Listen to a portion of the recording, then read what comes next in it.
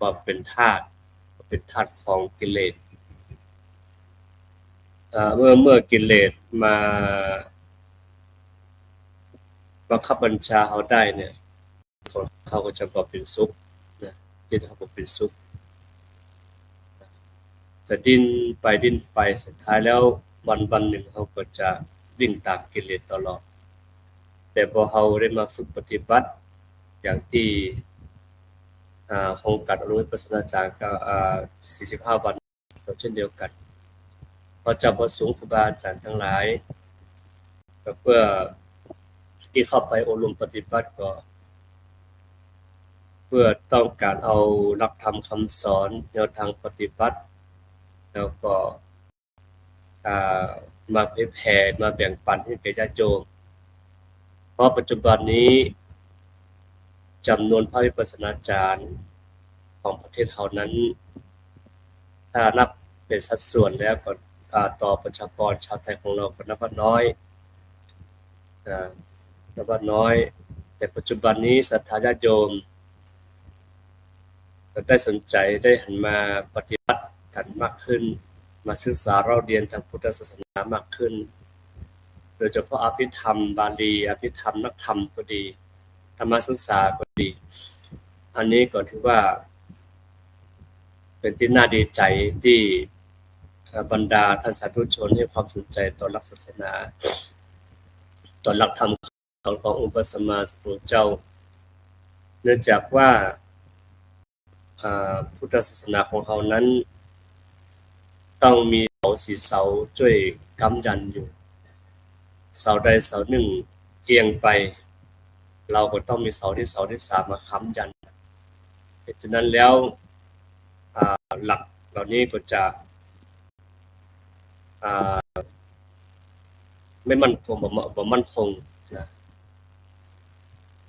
อันนี้ก็คือ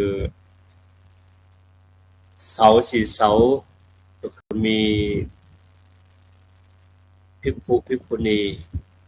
อุบาสกอุบาสิกาอันนี้ล้วนแต่ต้องช่วยกันพยุงต้องช่วยกันค้ำยัน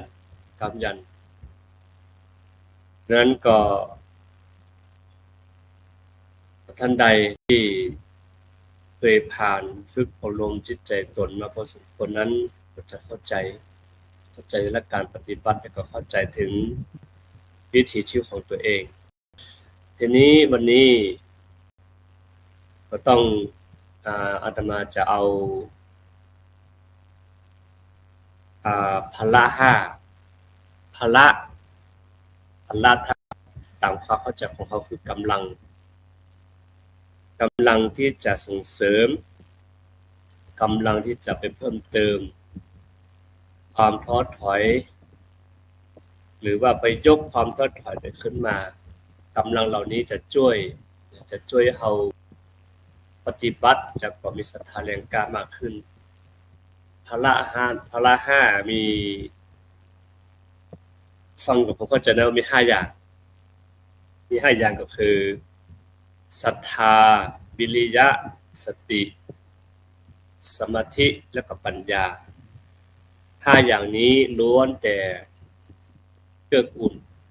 ต่อการปฏิบัติ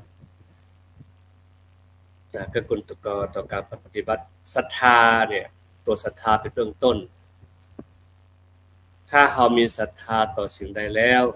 นะการที่เราจะดำเนินหรือว่าเดินตามกำลังเดินตามศรัทธาที่เรามีนั้นจุดมุ่งหมายปลายทางก็บ่ไกลความสำเร็จของเขานั้นก็จะทำให้เขาได้ทะลุปุโป่งทำชีวิตของเขาถึงเป้าหมายได้ไวนั้นเราศรัทธาที่เรามีศรัทธาต่อองค์พระสัมมาสัมพุทธเจ้าต่อหลักธรรมคำสั่งสอนขององค์พระสัมมาสัมพุทธเจ้าต่อหลักปฏิบัติต่อแนวทางขององค์พระสัมมาสัมพุทธเจ้าถ้าเรามีศรัทธาต่อสิ่งนี้แล้วเนี่ยเราก็เดินตามทางของพระองค์ท่านว่าถ้าเราลงป ฏิบัติเนี่ยเราสามารถจะกำจัดความทุกข์ได้จริงและก็สามารถนำพาเราพ้นจากความทุกข์ได้จริงแล้วก็เข้าใจความทุกข์ได้รู้แจ้งเห็นจริงได้จริงในปัจจุบันชาตินี้ต้องรอชาติหน้าอันนี้ก็คือศรัทธาพละจากมีศรัทธาแบบนี้แล้วเนี่ยศรัทธาต่อการกำจัดกิเลสเนาะโดยเฉพาะลาภอโลลาภะโทสะโมหะเหล่านี้สามารถกำจัดได้จริงแต่ว่าเราก็ต้องลงมือปฏิบัติอันนี้ต้องลงมือด้วยเองทำเองแล้วก็สามารถที่จะเข้าสู่เป้าหมายได้จริงก็คือเรื่องการดับทุกข์ในปัจจุบันชาตินี้อย่างน้อยครับก็ทุกข์มากที่สุดเชื่อว่าตื่นมาแล้วก็มีแต่ความทุกข์คร่ำครวญเสียใจเศร้าใจเสียใจตลอดทั้งวันสุดท้ายแล้วเราก็ไม่ได้อะไรเลยในแต่ละวันดังนั้นชีวิตของเราในแต่ละวันนั้นเราต้องได้กำไรบ้างมีความสุขบ้างประสบแต่ความถ้าชีวิตของเราประสบแต่ความทุกข์มากเกินไปไม่ดีแต่ว่าเราต้องในเมื่อมีศรัทธาแล้วเราก็ต้องลงมือเดินตามศรัทธาที่เขามีจะทำให้เขามีพละกำลังเพราะฉะนั้นท่านบอกว่าศรัทธาพละศรัทธาพละคือกำลังแห่งศรัทธาเขามีกำลังศรัทธาแล้วเดินเลยเดินตามเลยลงมือปฏิบัติเองลุยเองทำเองจะทำให้เราพิสูจน์ได้เองโดยที่ก็ต้องรอท่านใดท่านหนึ่งเนาะอันนี้ก็ต้องฝากไว้ข้อที่หนึ่งเนาะทีนี้ต่อมาคือวิริยะพละนะมันเชื่อมกันอยู่แล้วเนาะมันเชื่อมกันอยู่แล้วว่าจะระวังศรัทธาพละกับวิริยะพละวิริยะคือกำลังแห่งความเพียรของเขาความเพียรพยายามของเขาเนี่ยความเพียรพยายามของเขาเนี่ยจะทำให้เขาไม่ย่อท้อต่อการทำกิจการงานของเขาเนาะโดยเฉพาะเรื่องการปฏิบัติเหมือนกันเรื่องการทำการงานเหมือนกันถ้าเขามีวิริยะเนี่ยเขาก็จะฝันฝ่าค่อยทำไปบ่ย่อท้ต่างๆเดินไปตามเป้าหมายเดินไปตามวิริยะอุตสาหะของเราทำให้เรานี่เป็นคนที่สู้กับอำนาจกิเลสนะโดยเฉพาะวิริยะพละก็เหมือนกันวิริยะพละก็คือเมื่อจิตของเราตกอยู่ในสภาวะที่หดหู่เศร้าหมอง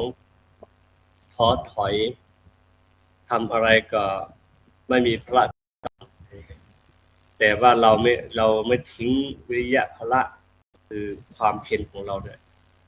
ค่อยทำไปทดสอบไปลงมือทำไปเรื่อย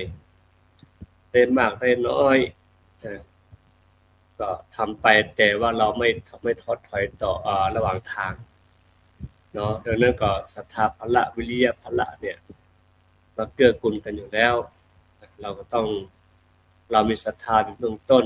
มีศรัทธาความเชื่อความเลื่อมใสต่อองค์พระรัตนตรัยเรามีศรัทธาเป็นอย่างนี้แล้วเราก็ต้องเอาความตั้งอยู่ในความเพียรต่อไปทีนี้ข้อที่3สติพละอันนี้ก็คือพละกำลังคือสติตัวนี้คือโดยมากแล้วเรามีสติอยู่ทุกคนมีความรู้สึกตัวอยู่ทุกคนนะมีความระลึกว่าจะทำอะไรคิดอะไร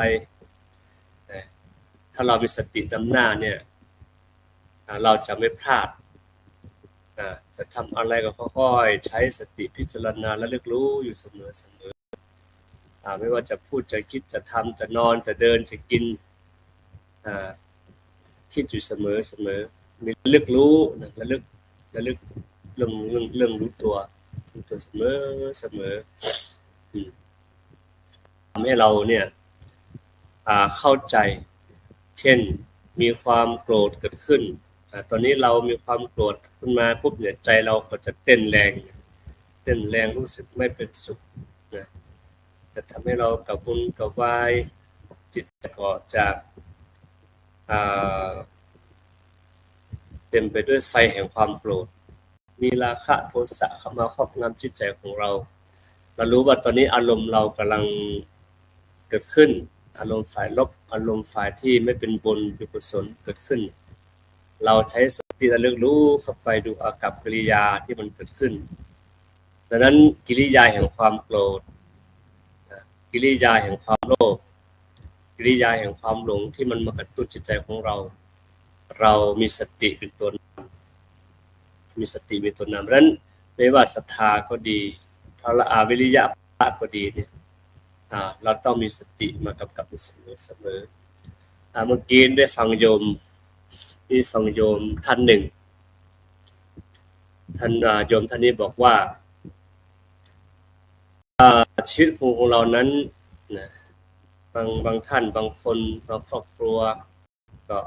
มีความรักกันมีความนี่อยู่ด้วยกันแต่คนเรานั้นอยู่ด้วยกันไม่ตลอด24 ชั่วโมงหรอกบางทีเราอยู่กันแค่ชั่วโมง2 ชั่วโมง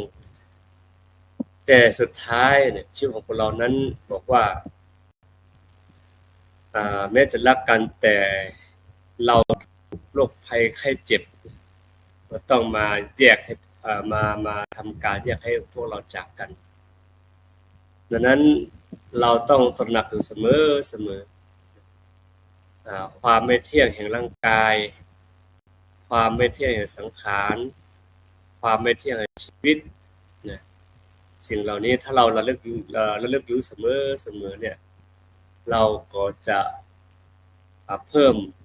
มวิริยะคือมีความรีบเร่งขนขวายในคุณงามความดีมันบำเพ็ญบุญกุศลอบรมจิตใจตนอยู่เป็นประจำจะทำให้จิตของเรานั้นมีกำลังมากขึ้นมีพละกำลังมากขึ้นนะและทีนี้ข้อต่อไปก็คือสมาธิพละสมาธิความตั้งมั่นแห่งอารมณ์ความตั้งมั่น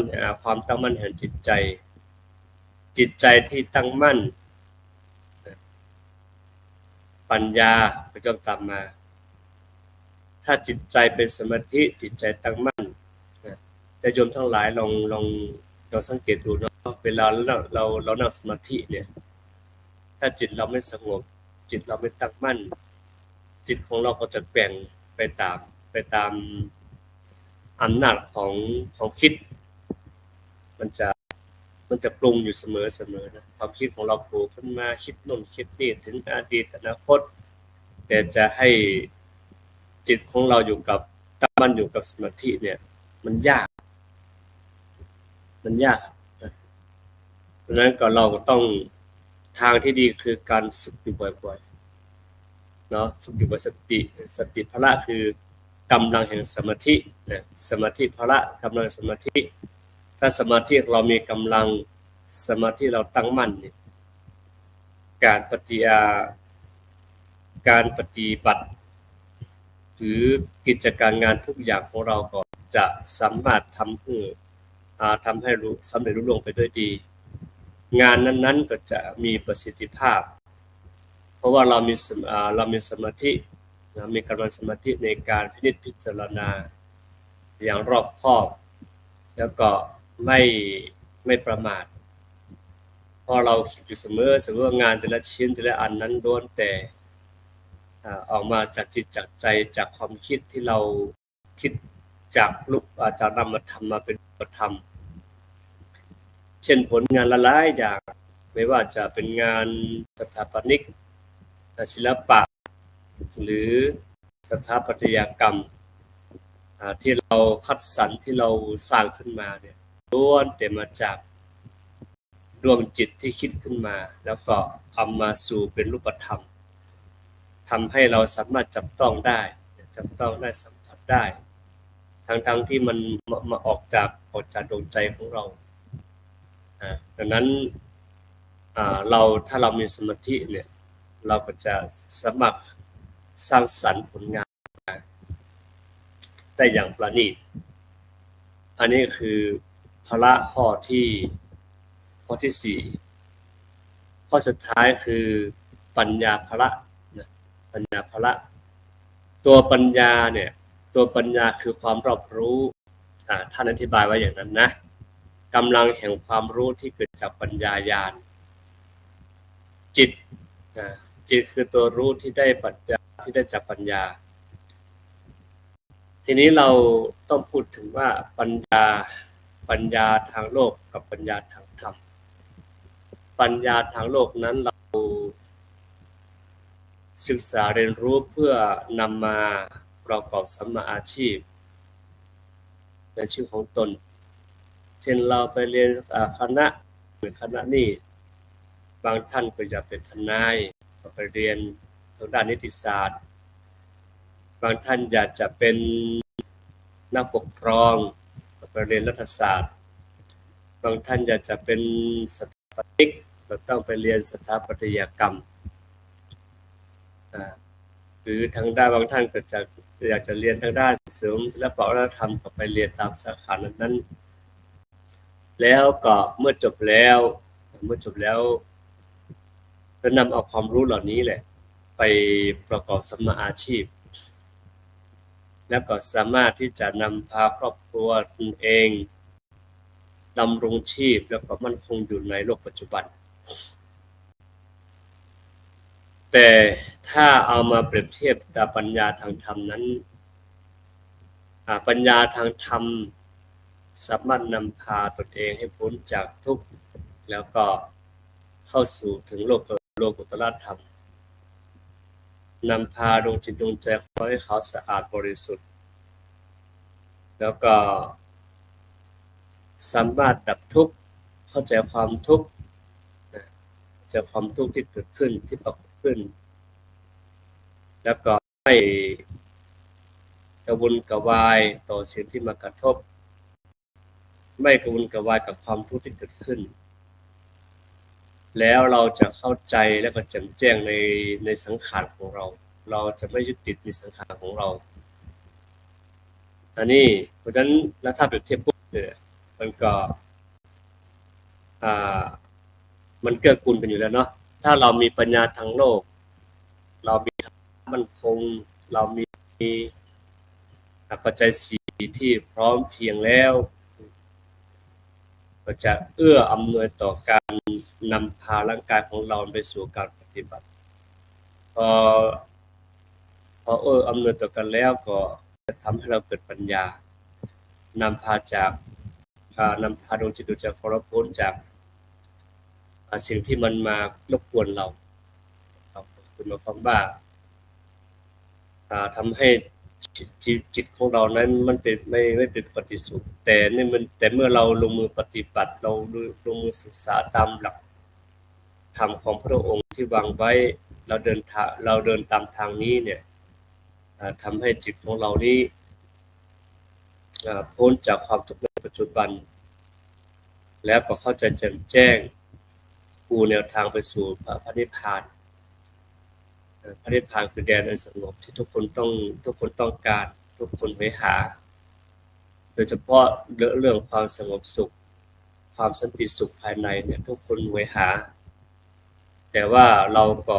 แพ้ต่อกิเลสแพ้ต่อความโยดโยนแพ้ต่อสิ่งแวดล้อมแพ้ต่อสิ่งรบเร้ามารบกวนเรามาดึงเราไปมาเบี่ยงเราไปให้ออกจากแนวทางที่องค์พระสัมมาสัมพุทธเจ้าได้วางไว้แต่ถ้าเรามีกำลังศรัทธามีกำลังวิริยะมีกำลังสติมีกำลังสมาธิ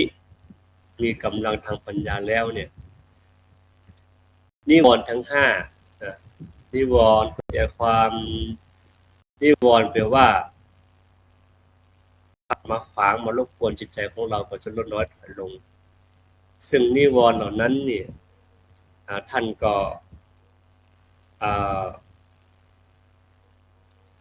เรื่องก็คือมีแรงอาฆาตพยาบาท มีความฟุ้งซ่านมีความลังเลสงสัยมีความง่วงความท้อแท้เกียจคร้านสิ่งเหล่านี้ล้วนแต่เป็นอุปสรรคต่อการดำเนินชีวิตของเราบางทีเราตั้งใจปฏิบัติแท้ๆตั้งใจจะไปทำแท้ๆแต่ว่าพอถูกนิวรณ์มารบกวนเมื่อไหร่ปุ๊บเนี่ยมันก็จะเบี่ยงไปทันทีเบี่ยงไปจากผลงานความดีทันทีแต่ทีนี้ถ้าเรามีศรัทธาเป็นเบื้องต้นมีศรัทธาพละเบื้องต้นมีวิริยะเป็นเบื้องต้นมีสติพละมีสติพละมีสมาธิพละมีปัญญาพละสิ่งทั้ง5นี้ล้วนแต่จะนำพาให้ดวงจิตดวงใจของเราเนี่ยพ้นจากนิวรณ์ได้ละนิวรณ์ได้ในเราละได้แล้วทำได้แล้วปุ๊บเนี่ยจิตใจของเราก็จะมีความเบาบางเราจะเบาบางแล้วก็ทำให้เราปฏิบัติกิจการงานทุกอย่างได้ด้วยความสะดวกสบายด้วยความสุขนั้นในแต่ละวันนั้นเราก็ต้องมาทบทวนเนาะทบทวนในสิ่งที่ว่าแต่ละมื้อแต่ละนาทีแต่ละชั่วโมงนั้นเรามีเป้าหมายอย่างไรเรานำหลักธรรมคำสอนขององค์พระสัมมาสัมพุทธเจ้านั้นมาดำเนินชีวิตมากแค่ไหนโดยเฉพาะเรื่องศรัทธาเรามีศรัทธาต่อสิ่งใดสิ่งหนึ่งเช่นเรามีศรัทธาต่อพ่อต่อแม่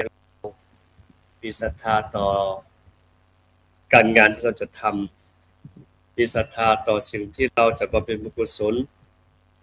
จะทำก็เราจะมีพละกำลังและไม่ท้อถอยเราศรัทธาต่อพ่อและแม่เช่นว่าพ่อแม่ของเรานี่มีความอดทนสามารถเลี้ยงลูกเราสามารถเลี้ยงตัวเรามาได้ขนาดนี้นี่มีความอดทนอดกลั้นขนาดไหนเนาะอันนี้ก็ขอฝากไว้เนาะฝากเรื่องพละทั้ง5ไว้พละคือกำลังทั้ง5ก็คือมีศรัทธาพละมีวิริยะพละมีสติพละมีสมาธิพละแล้วก็มีปัญญาพละปัญญาคือตัวสุดท้ายที่ท่านวางไว้คือปัญญานี่เราถ้าเรารู้แจ้งเห็นจริงปัญญาก็จะช่วยตัดกิเลสของเราภายในให้ลดน้อยถอยลงสุดท้ายแล้วปัญญาก็จะไปรู้เท่าทันกองสังขารที่มันปรุงแต่งขึ้นเนาะเนี่ยก็ฝากให้ญาติโยมทั้งหลายนำไปคิดพิจารณาตายแล้วกันแล้วก็ขออนุโมทนาบุญสาธุโยมพนงสารุพัฒนาชัยโยม